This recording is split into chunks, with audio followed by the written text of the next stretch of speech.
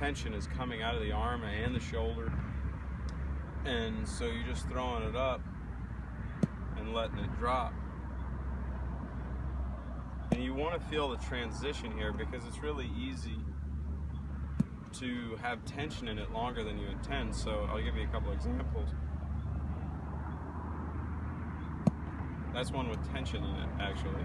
It looks like it's falling softly, which it is, but it's going to screw up the timing of the transition because it didn't come out early enough.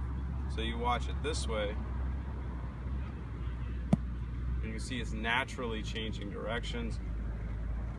Because your weight is back on the front foot quicker? The weight's back on the front foot quicker, but also you got to look for it in the subtlety and the timing of the way that it's changing right here.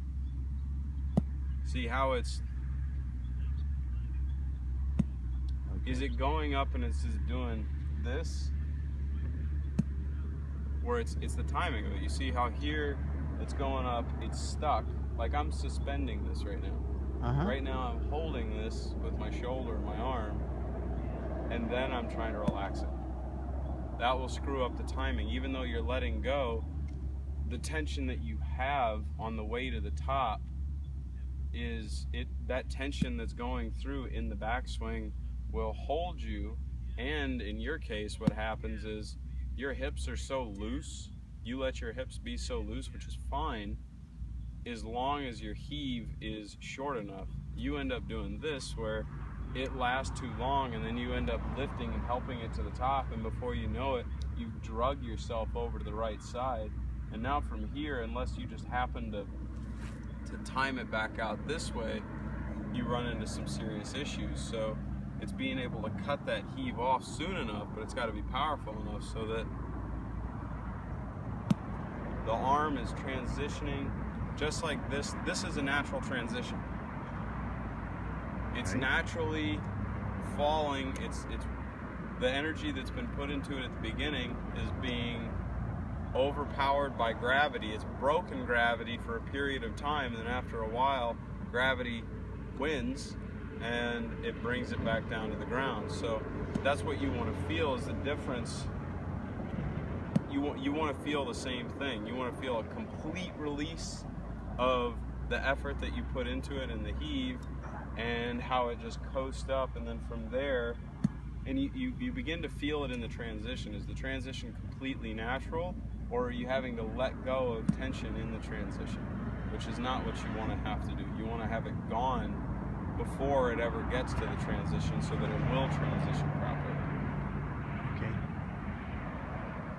And then from there, just tying it into the swing is...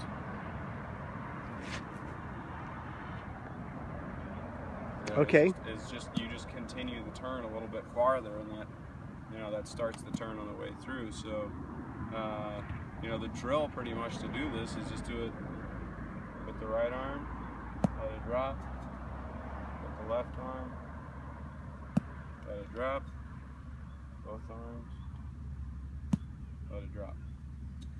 Okay. And And would you do one-handers as well along with that? I mean, would you do one-handers, let it drop, then hit the one-hander? Would that be, is that when you're doing the three mode drill, or?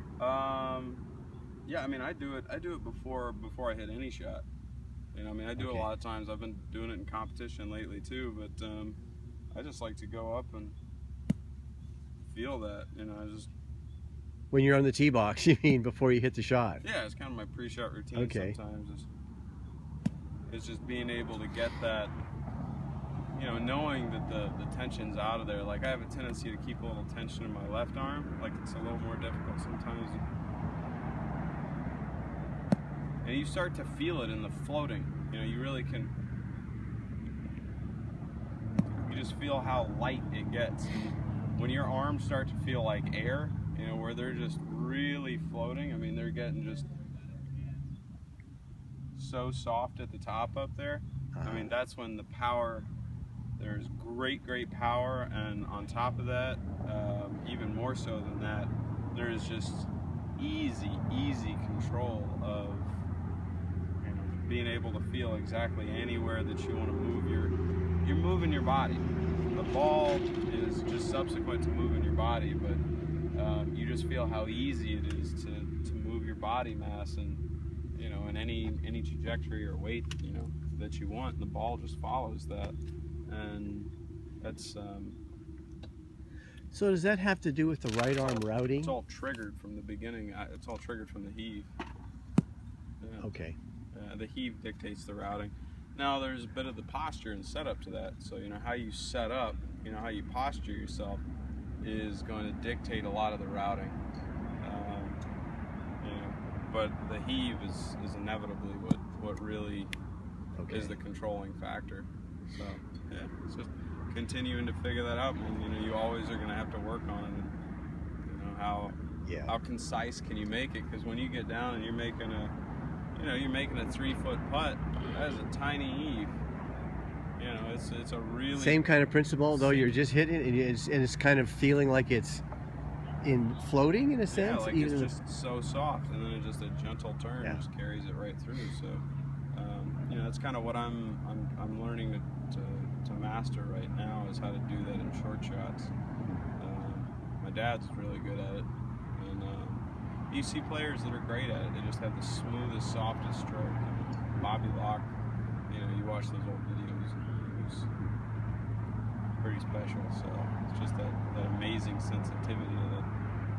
You know, that sort of split second, right? Yeah, I mean, it's the difference between, you know, you got a sloping left 3-foot putt. You know, you've got something that's on a bit of a side hill. You know, it's a sloping left 3-4 foot putt, and the green's going left. Everything's pulling it straight left, and it's fast. You know, you got to have just super touch and focus to be able to